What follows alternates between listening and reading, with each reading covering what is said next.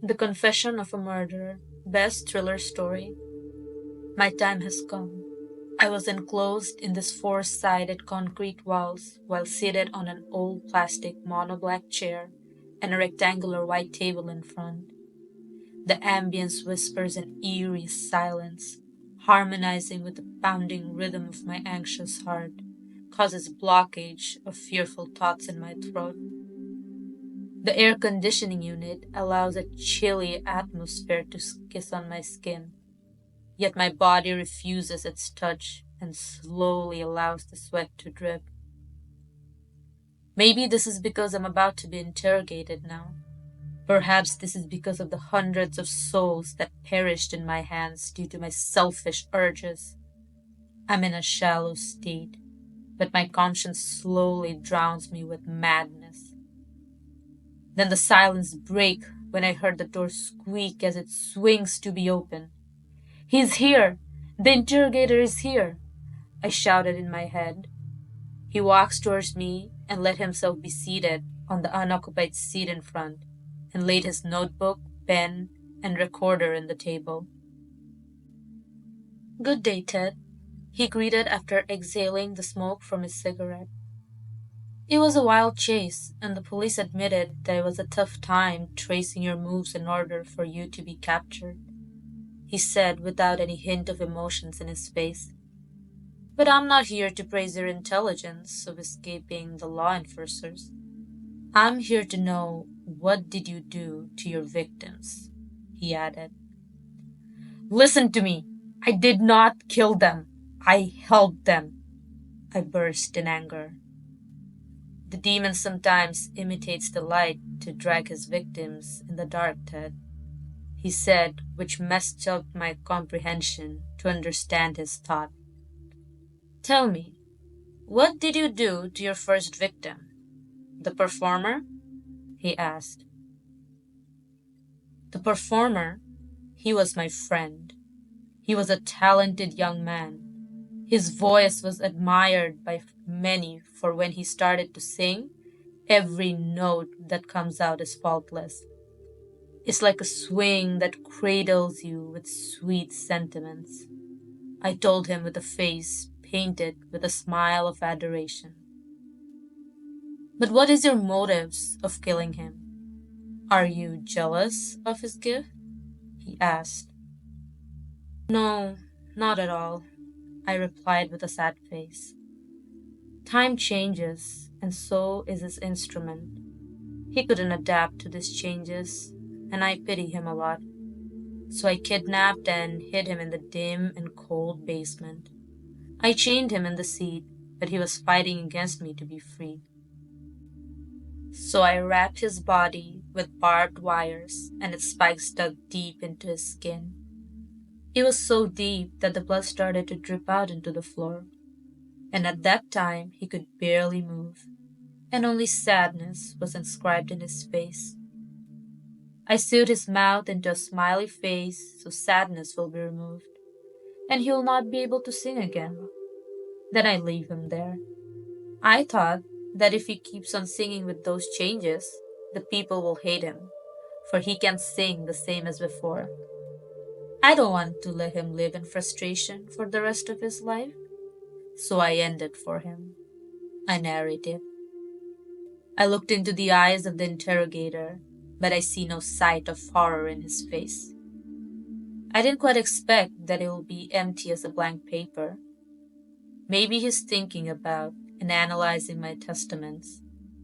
Or perhaps time sharply molds him due to his profession, so he can hide his thoughts from me. The air was in silence for a few seconds. How about the second victim? The teenage boy we hid in the name Lover? What happened to him? The silence broke when he asked this question with an inquisitive tone. My heart broke when I heard those words. I knew that he's referring to my secret friend, surreptitious enough that only me, him, and the universe knew the existence of the thread that connects between us. My mind and soul is fighting, for I promised that I would not disclose things about him to anybody. but I am imprisoned in these walls that even my words will not escape. Tell me, Ted, he insisted. He was my secret friend. My head bows down, but my voice filled with disappointment. He lives in a life where he wears a mask of clay so he can face the eyes of the people that surrounds him. He fell in love 1,000 times but refuses to embrace it. He said that thorns over thorns don't match, and thorns that doesn't bear roses are cut and burnt into ashes. I continued. That's quite a metaphor, Ted, but I get your point, he said. But why did you kill this poor young man? He added. He silently cries in the night when the city is asleep and asks the universe, why does his heart beat so differently? He wonders how does euphoria feels when one can freely choose the person that one loves the most. I shed these questions to him. Continue, the interrogator said as he crossed his legs. I can't handle such heartbreak, so I invited him in my room. There I tied his hands and feet in the corners of my bed. I tied a white handkerchief in his mouth so I will not be able to hear a scream of agony. Then I looked at his face. He was full of innocence. But I have to do my work, I said to the interrogator. So I picked the sharp knife hidden under my bed and placed its edge into his breast where the heart is located. I drag it down with great force and a red line drawn. The blood was overflowing as I insert my hand to snatch his heart. Then I put it to an empty jar so I can bury it. Why did you steal his heart? He asked. Because that was the cause of his suffering. So I ended for him, I replied. I looked into the eyes of the interrogator again, but still I see sight of no horror in his face. He still looks empty as a blank paper. Maybe he's thinking and analyzing my testaments again. Or maybe time sharply molds him due to his profession, so he can hide his thoughts from me. The air was in silence for a few seconds. How about the third victim? The one you called the dreamer? What happened to him? It broke the silence once again. Again, it breaks my heart for the third time after hearing what he mentioned. Because among the three, my third victim was very special to me. Dreamer was the exceptional and most favorite friend that I've ever had in my entire life. I said to him with a mood of holding the tears back that is starting to fill up and weigh in my eyelids. If he means a lot to you, why did you kill him? Compared to the two, your third victim sounds like he has a positive view of life. What was the impetus that brought you to such madness? He asked with the extreme stress of controlled anger in his voice. I was shocked when he let out an angry tone. This leads me to look away on his side due to embarrassment, but still I continued to respond. Yes, you're right, I replied. But tell me, why did you kill him? He inhaled and exhaled deeply to control his temper. He has a vivid projection of his future. He was a risk-taker that gambled even his last penny to see what is beyond the horizon, I said to the interrogator. His enthusiasm of life scares me a lot, for the higher you fly, the harder the gravity will drag and break you down when you fall. So one moment when we were hiking in the middle of the forest, I put my plan on freeing him from what I think is fake optimism into action. While he was walking in front of me, I opened my bag and got the knife. Then I buried its blade with full force in the flesh of his back, which leads to excessive bleeding.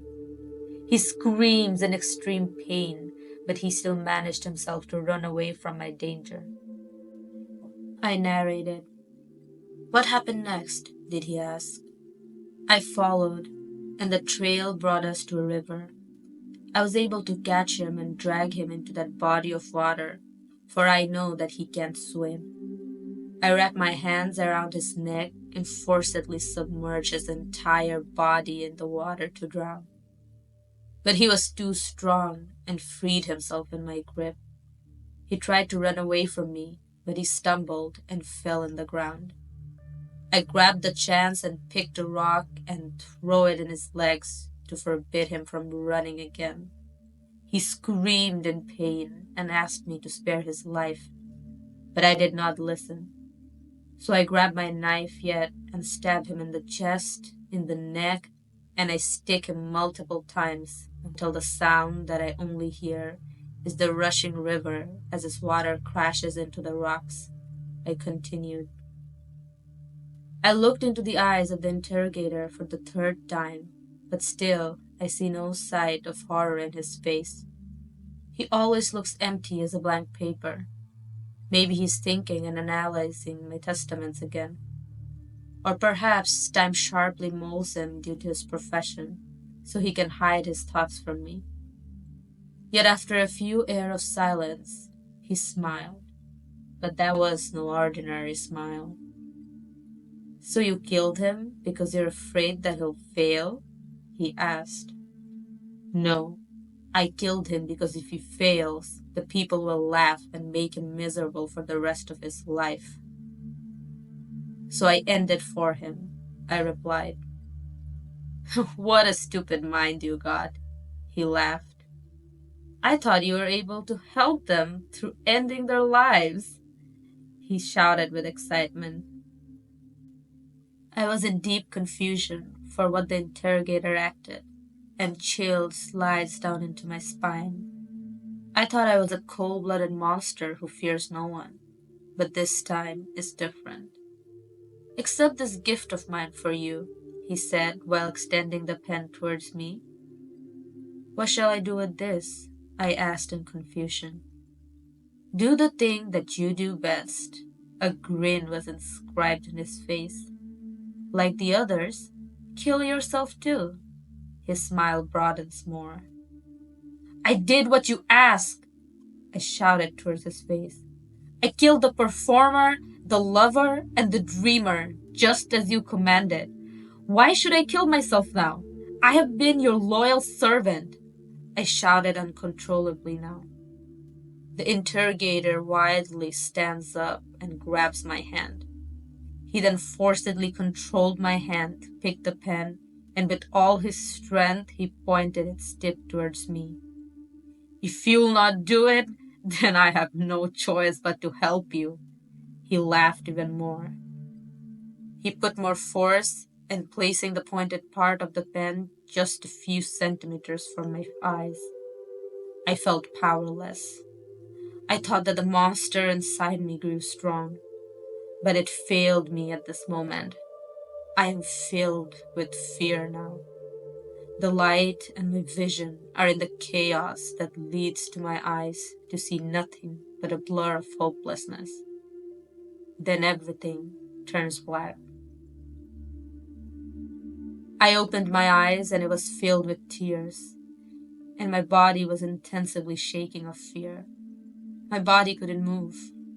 I rolled my sight to determine where I am. It was still a four-sided concrete wall, but this time is different. I'm in my bedroom and safe from harm.